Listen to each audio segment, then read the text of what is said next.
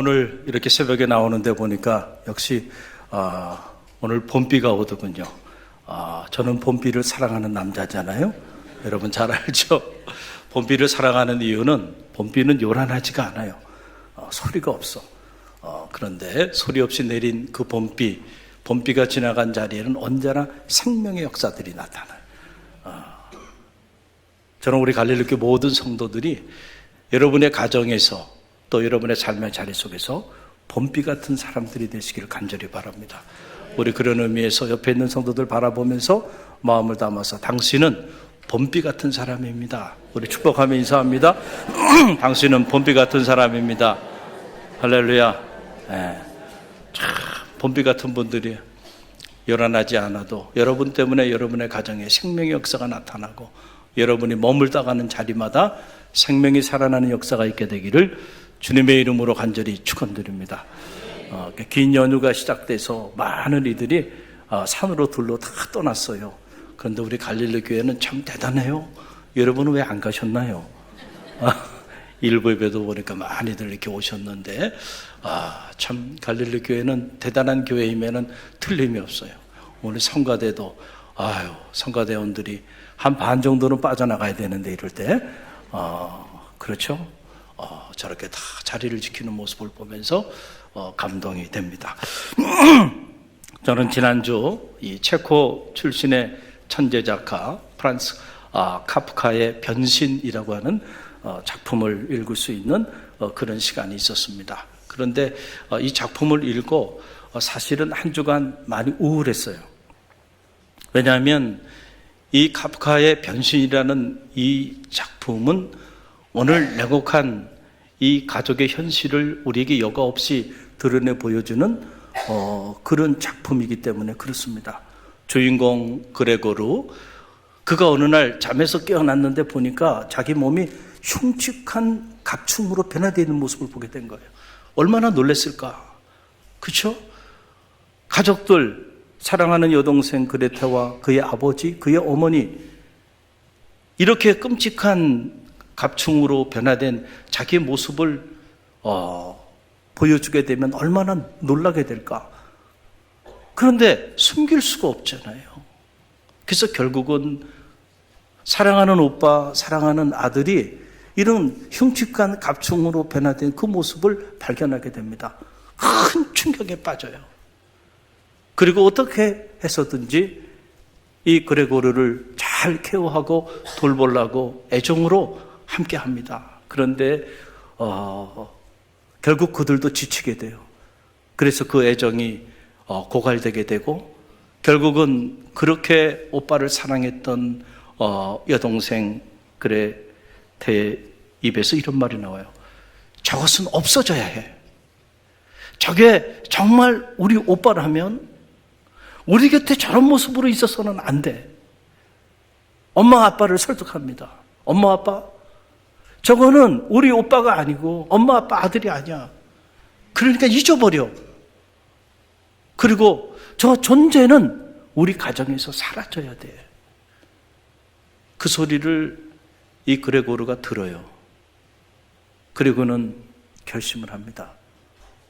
한순간에 자기에 대해서 이렇게 또 변신한 가족들의 모습을 보면서 자기는 사라져야 할 존재라고 생각을 해요. 그리고는 결국 가족의 냉대와 폭행과 폭언 그리고 감금 속에서 철저히 고독하게 소외를 겪으면서 그는 싸늘한 시신으로 운명을 달리합니다. 그 사실을 가족들이 발견하고는 안도의 한숨을 쉬고 그리고 오히려 감사하면서 새 가족이 가족 여행을 떠나면서 새로운 꿈과 희망의 미래를 향해서 나아가는 모습으로 이 작품이 끝을 맺어요. 우리가 이 작품을 읽으면서 아니지, 어떻게 이런 일이 일어날 수 있어? 라고 말할 수 있으면 참 좋겠는데 많은 이들이 이 작품을 읽으면서 공감하는 이유가 어디 있는가라고 하는 거죠. 판타지 같은 소설인데 그러나 너무나도 현실적인 이 가족의 냉혹한 현실을 우리에게 적나라하게 드러내 보여주는 작품이기 때문에 그렇죠. 한때는 이 아들 그레고르가 아버지가 일을 할 수가 없었고 엄마도 사회생활을 할 수 없는 입장이고 여동생은 어리고 철이 없고 그래서 외판원으로 영업사원으로 가족을 책임졌던, 가족의 생계를 책임졌던 그런 오빠고 그런 아들이었어요. 그런데 예기치 않게 어느 날 갑자기 깨어나 보니까 자기 몸이 흉측한 갑충으로 변해버려. 더 이상 일도 할 수 없는, 자기 몸도 자기 스스로 가눌 수 없는 그런 존재가 되고 마는 거예요. 그래서 이제는 가족의 짐이 되는 거예요. 이 그레고르 때문에 온 가족이 불행의 나락으로 던져지게 된 거예요. 그러니까 결국 그들의 입에서 저것은 없어져야 해 라고 하는 소리를 하게 된 거예요. 여러분, 하나님 없이 살아가는 우리 인생의 삶의 자리 안에는요, 가정이라고 하는 피를 나누는 그러한 공동체 안에도요, 끝까지 사랑한다는 것은요, 결코 쉬운 일이 아니에요. 그렇죠? 그래서 결국 버티고 버티다가 결국은 피를 나눈 사랑하는 오빠고 사랑하는 아들이다 할지라도 저건 없어져야 된다고 가슴속에서 외치고 또 외치고 살아가고 있는 것이 오늘 우리네 이 자본주의 사회 한복판에 살아가고 있는 우리네 인생의 삶의 모습이다라고 하는 거죠. 아무리 그런 끔찍한 갑충으로 변했어도요, 아들은 아들이고 오빠는 오빠야.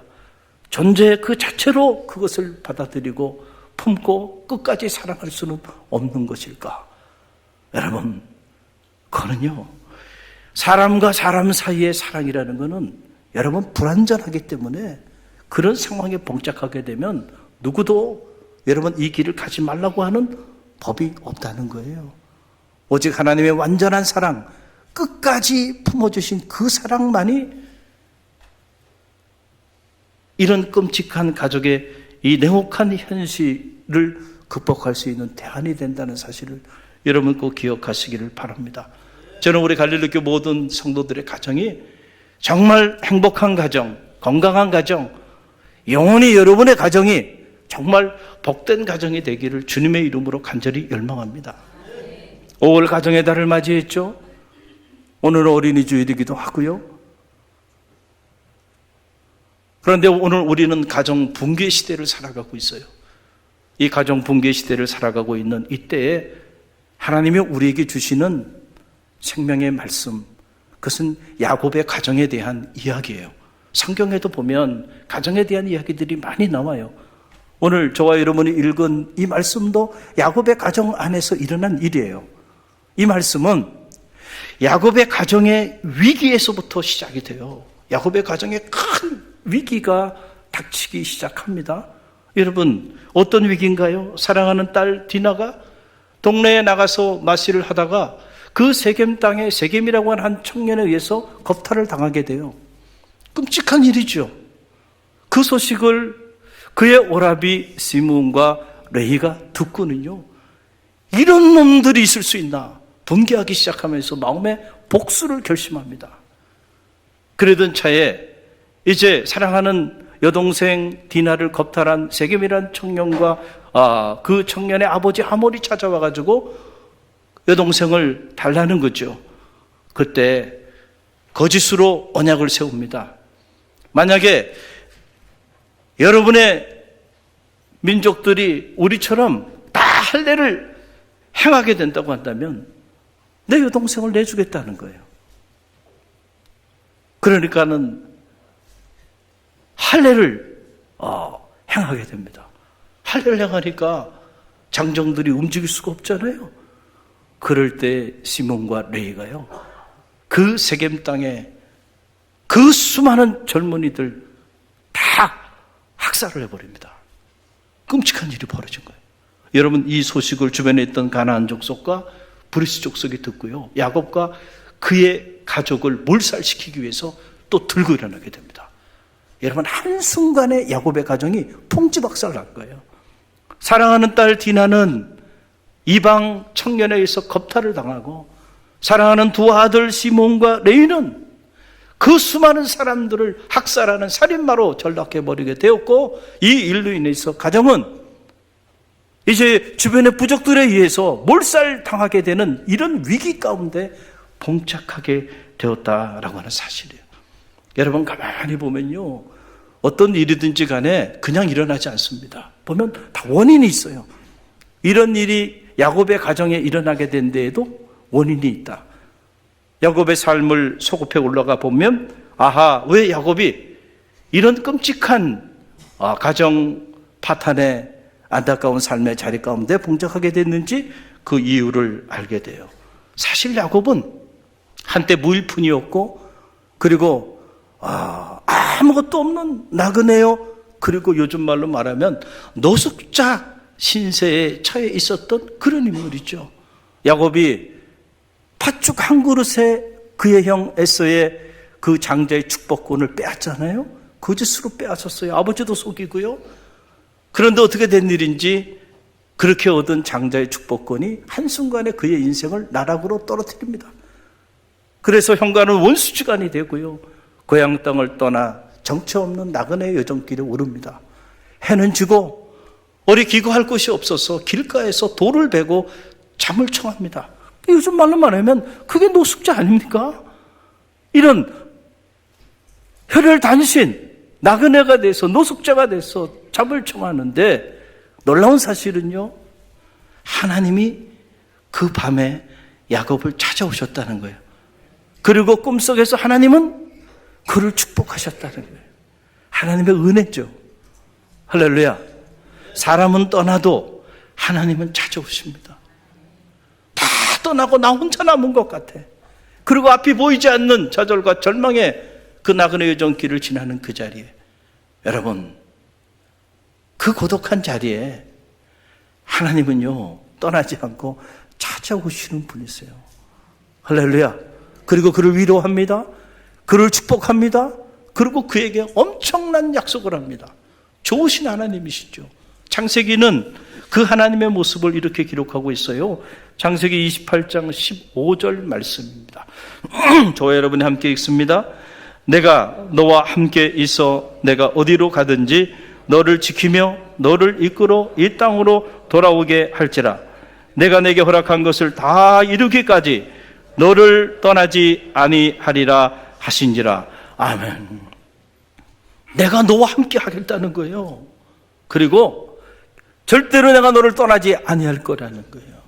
내가 내게 허락한 것을 다 이루기까지 결코 내가 너를 떠나지 아니할 것이다.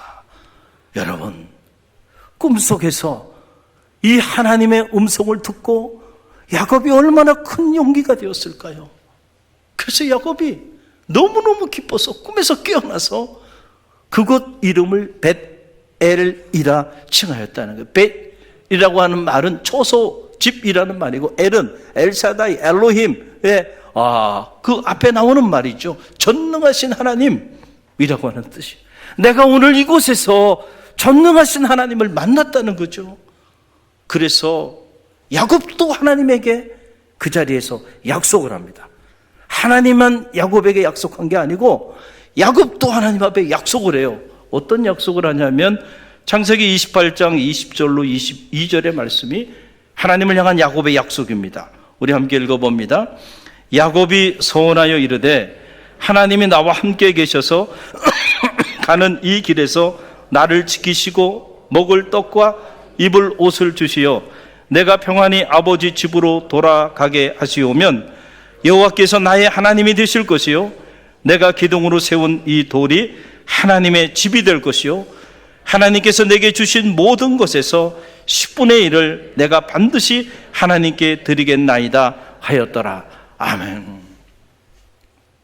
야곱이 하나님 앞에 약속한 거 3가지. 뭘 약속했어요?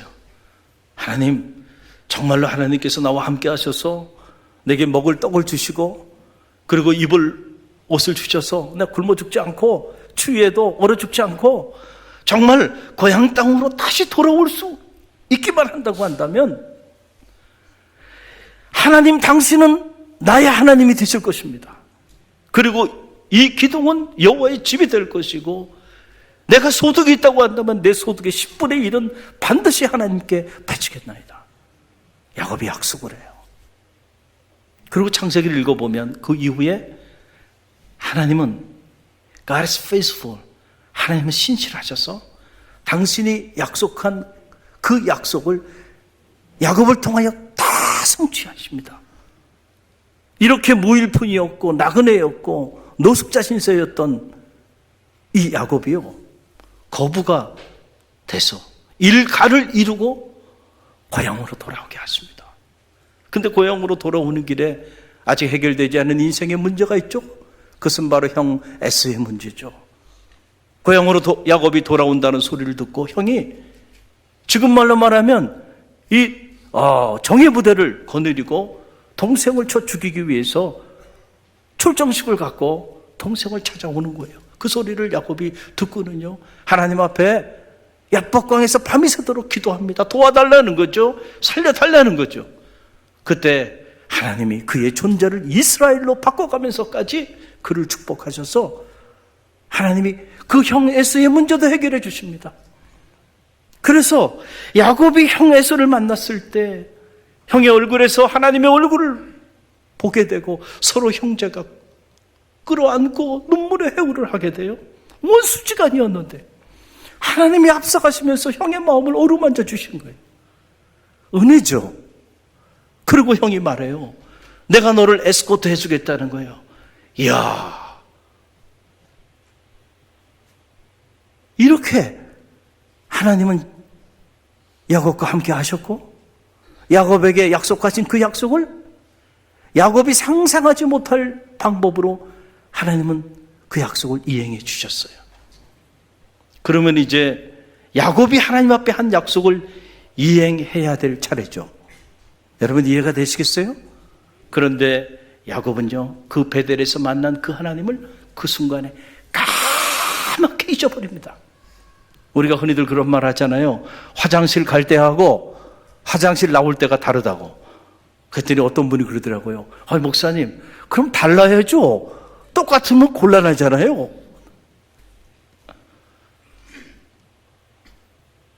먹고 살만해졌어요. 인생의 문제도 다 해결됐어요. 세상 말로 말하면 출세해가지고 금이 환영한 겁니다, 지금 야곱이. 그러니까 그 순간에요, 그 베델의 하나님을 까맣게 잊어버립니다. 그리고는 숫곳이라는 곳으로 가요. 그곳에 가가지고 가장 먼저 야곱이 한 일이 뭐냐면 성경 그대로 인용하면 이런 얘기예요. 자기를 위하여 자기 집을 짓고 자기 가축을 위하여 우리간을 지웠더라.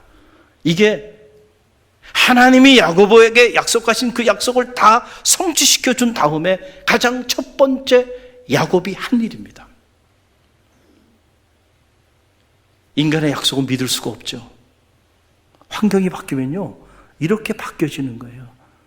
그래서 인간 사이에 어려움이 있고요. 그래서 공동체와 공동체 사이에도 어려움이 있고 국가와 국가 간에도 어려움이 있는 거예요. 한 번 한 약속을 그대로 이행한다고 한다면 세상에 무슨 문제가 있겠어요? 사람의 약속은 믿을 수가 없어. 무일푼으로, 나그네로, 노숙자로 그렇게 버려져 있었을 때는 말이죠, 살려만 주신다면, 고향 땅으로 돌아오게만 해주신다고 한다면 하나님, 나의 하나님이 되시고 이것이 여호와의 집이 되고 내 소득의 10분의 1을 하나님 앞에 드리겠다고 그렇게 약속했던 야곱이요, 성경에 보면 그 숲곳에서 단 한 번도 하나님의 이름을 부른 적이 없습니다. 하나님 앞에 제단을 쌓았다는 기록도 없어요. 자신의 하나님이 다 축복해 주신 그 소득의 10분의 1을 하나님 앞에 드렸다는 기록도 없어요. 아예 하나님을 잊어버리고 그러고 살아가요. 여러분, 위기는 그때 찾아온 거예요. 우연히 디나가 그 숲곳에 세겜이라는 청년에 의해서 겁탈을 당하고 두 아들이 살인마가 되고 가정이 한순간에 그 지역 사람들에 의해서 몰살의 위기에 처하게 된 게 아니다라고 하는 얘기를 지금 제가 여러분에게 말씀을 드리는 거죠. 반석 위에 세운 집이 아니고요, 모래 위에 세운 집. 무너지는 것은 시간을 필요로 하지 않는데, 이제 살만하고 이제 먹을만, 이제 가족과 함께 행복하게 인생을 살 일만 남았다고 생각하는 그 순간에, 한순간에 여러분, 야곱의 가정이 풍지박살되고 말았다는 거예요. 프랑스의 작가 마르셀은 모든 인간다움은 가족에서부터 시작되고, 이 세상에서 최초로 가장 순수한 의미로 우리라고 부르는 공동체는 가정이라 그랬어요. 가정은 이렇게 신성한 것이, 하나님이 인류를 위해서 두 공동체를 만들어 주셨어요. 친히 그 하나가 가정이죠. 대초에 하나님이 아담과 하와를 통하여 한 가정을 이루게 해주셨어요. 하나님이 제정해 주신 거, 인류가 만든 가정이 아닙니다. 그렇기 때문에 가정은 가장 신성한 공동체고, 가정이야말로 인간이 누릴 수 있는 최고의 안식처가 되어야 되고, 가정이야말로 우리가 가장 행복한 그런 삶의 공간이 되어야 되는 거죠. 또 하나는 교회라고 하는 공동체예요. 저는 바라기는 이 두 공동체가 무너지지 않게 되기를 간절히 바랍니다. 가정을 지키세요. 여러분의 가정을 지키십시오. 그리고 여러분이 섬기는 교회 공동체를 지키십시오. 세상은 끊임없이 우리 가정을 무너뜨리고 우리 믿음의 공동체를 무너뜨리기 위하여 공격하고 미혹하고 유혹하고, 오늘도 그러고 있는 거예요. 그래서 우리 영적으로 깨어서 기도하지 않으면요, 무너지는 건 시간을 필요로 하지 않아요. 이만하면 됐지 하는 순간에, 한순간에 무너져 내릴 수가 있다는 거예요. 오늘 우리는 가정 붕괴의 시대를 살아갑니다. 가슴 아픈 현실이에요. 대한민국 지금 이혼율은 2022년 통계를 보면 무려 19만 2천 건이나 된다는 거예요. 결혼은 했지만 그러나 끝까지 검은 물이 팥부분이 되도록 환란이 오고 고난이 오더라도, 흉측한 갑증으로 남편이 아내가 변하더라도 이 약속을 지키면서 그렇게 살아가는 이들은 이제는 사라져버렸다는 거예요. 결혼한 사람들의 반 이상이 얼마 있지 않아 여러분 각자 자기 길을 가고 왼수시간이 되고 마는 이런 끔찍한 시대에 오늘 우리가 살아가고 있고, 여러분 자살률도 얼마나 무섭게 급증하고 있냐면 2024년 올해죠. 올해 1월 통계를 보니까 하루에 무려 42명이 목숨을 끊는 나라. 그러면 한 달이면 몇 명이에요? 1300명 정도가 스스로 목숨을 끊는 나라가 지금 대한민국이에요. 아직도 OECD 국가 자살률 1위예요, 대한민국은. 여러분 얼마나 안타까운 현실입니까? 출산율은 세계사에 유례없는 인구 소멸 수준의 지금 출산율을 기록하고 있고, 2030년이 되면 정말 끔찍한 일이 이대로 가면 일어나게 돼요. 왜 이렇게 됐을까? 왜 이렇게 됐을까? 여러분 한번 생각해 보세요. 과거에 상상도 할 수 없을 정도로 오늘 우리는 풍요로운 삶을 구가하고 있어요. 그렇죠? 세계 10위권의 경제 대국이 됐어요. 여러분 상상이나 우리가 할 수 있었던 일입니까? 그리고 IT 강국이죠. 한국의 K문화는 전 세계인들이 부러워할 정도로 그렇게 발전하고 또 발전을 거듭해 왔습니다. 그런데 오늘 우리의 삶은 이렇게 무너지고 있어요. 가정이 무너지고 있어요. 우리의 가장 소중한 삶의 공동체가 지금 무너져 내리고 있다. 원인이 어디 있을까? 여러분 많은 차원에서 얘기할 수 있어요. 그러나 저는 오늘 시간에 영적인 차원에서 여러분에게 말씀드리고 싶어요. 오늘 이 야곱의 가정의 이야기를 읽어보면 우리가 오늘 먹고 살만해지니까 우리 모두가 자기를 위하여 자기 집을 짓고 자기 가축을 위하여 우리간을 짓는 일에 우리가 천착하다 보니까 베델의 하나님을 잊어버리지 않았는가? 하는 그런 사실입니다. 불과 100여 년 전에 이 땅은요, 복음의 불모지였습니다. 그렇죠? 이곳에 이름도 알 수 없는 그 20대 젊은 청년들이 이곳에 복음의 씨앗을 뿌리기 위해서 이곳에 와서 여러분 불꽃처럼 사라져버렸어요. 우리 남감리교회 여자 선교사였던 루비 캔드릭을 우리는 너무 잘 알고 있죠. 24살의 나이에 복음을 전하다가 운명을 달리하게 되는데 그때 자기 사랑하는 부모님에게 고향에 편지를 씁니다. 죽기 직전에. 그때 그 내용 중에 하나가 바로 이거예요. 만약 내게 1000개의 목숨이 있다면 조선에 다 바치겠어요, 엄마 아빠. 여러분, 이 마지막 유언이 그녀의 묘비명이 되어 지금까지 양화진을 지키고 있어요. 내게 1000개의 생명이 있다 할지라도 이것을 다 이 조선을 위해 바치겠다는 거예요. 여러분, 이런 사람들의 헌신과 희생과 사랑이 있어서 오늘 저와 여러분이 이 자리에 있다는 사실을 우리는 잊어서는 안 된다는 거죠. 수많은 선교사들과 이 땅의 믿음의 선곡자들이 최초의 서구식 학교를 세우고 이 나라의 미래를 위하여 인재를 양성하는 일에 최선을 다했죠. 그리고 병원을 건립해서 헐벗고 가난하고 병든 자들을 돌보는 일에 최선을 다해왔습니다. 그리고 일제치하에는 우리 믿음의 선각자들이 중심이 돼서 나라의 독립을 위하여 헌신했고 민중 계몽운동을 우리 크리스찬들이 다 전개하면서 불꽃처럼 사라져가는 이 나라의 독립을 위하여 헌신했어요. 그리고 6.25 동란으로 온 나라가 잿더미가 된 이 민족을 기억하고요. 유엔을 중심으로 해서 세계 수많은 교회들이, 수많은 크리스찬들이 후원하고 원조하고 버려진 고아들을 데려다가 자기 자녀로 삼고요.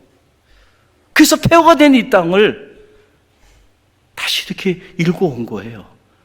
그리고 그 폐허 속에서, 그 가만히 속에서 가만히 깔고 예배하면서도요, 하나님 중심의 삶을 살고자 몸부림쳤던 믿음의 선인들이 있어요.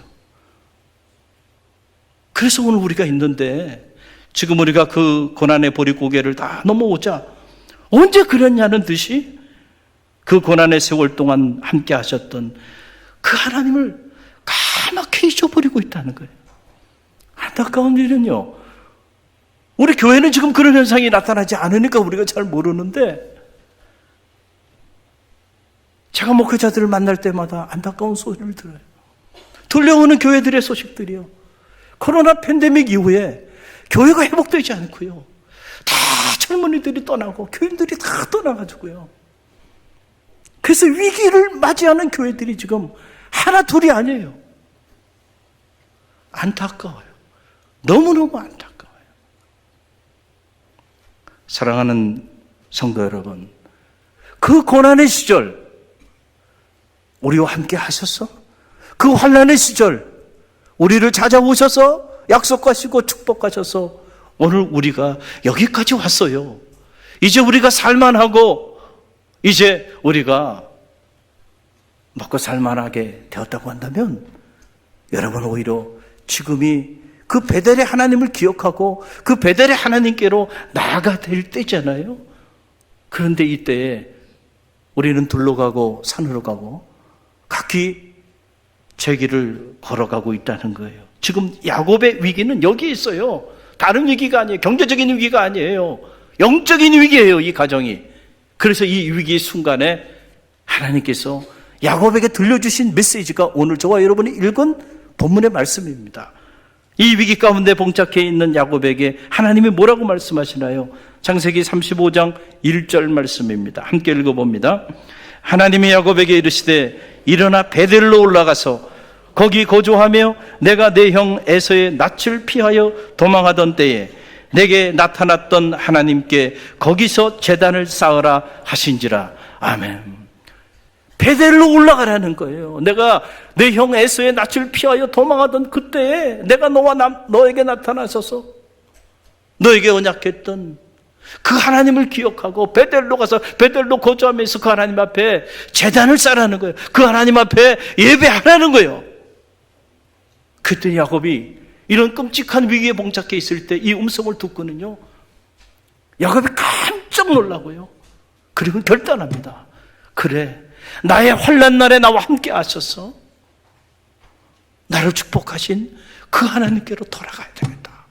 그리고는 야곱이 가족들을 모아놓고 한 말이 오늘 3절로 5절의 말씀이에요. 함께 읽어봅니다. 우리가 일어나 베델로 올라가자.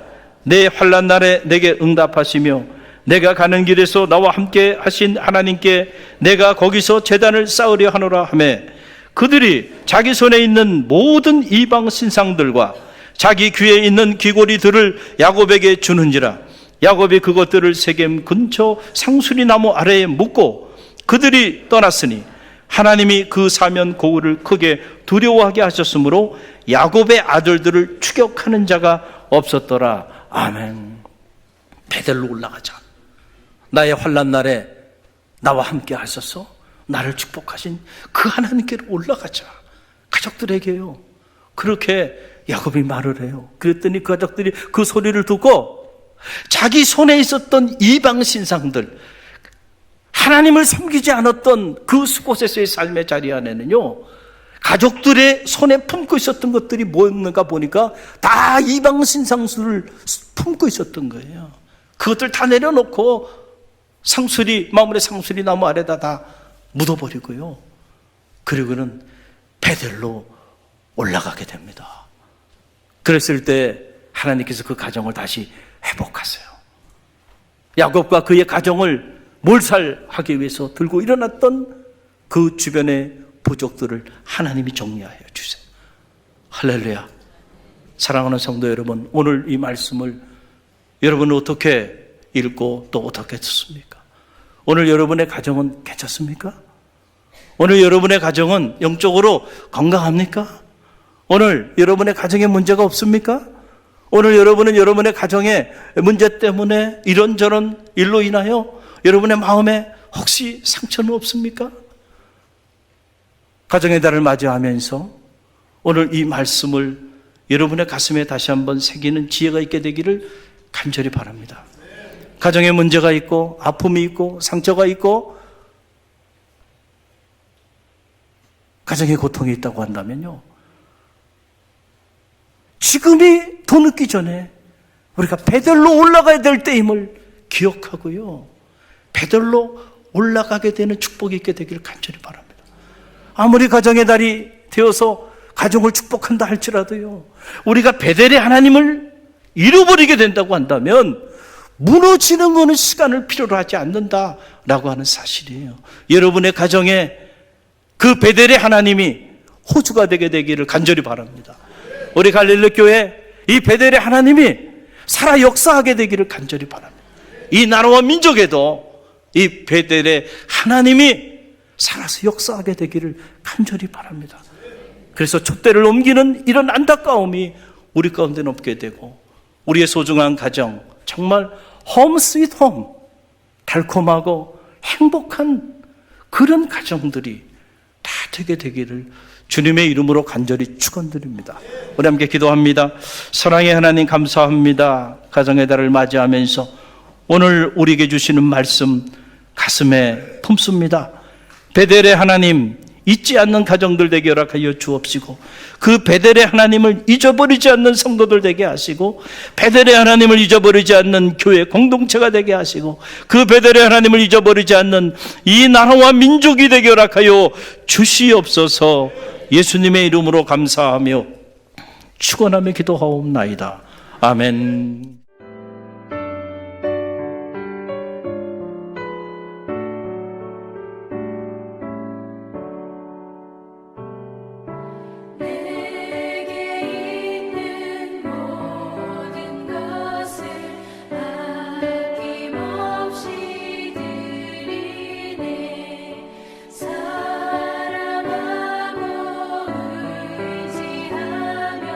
주만 따라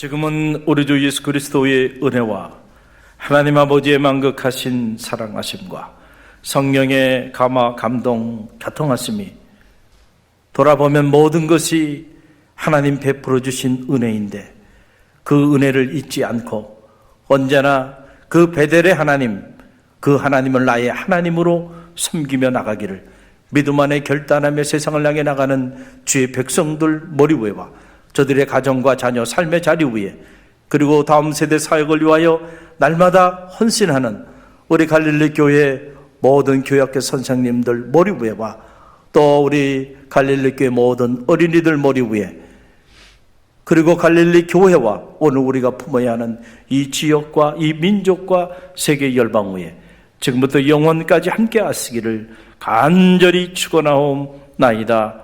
아멘.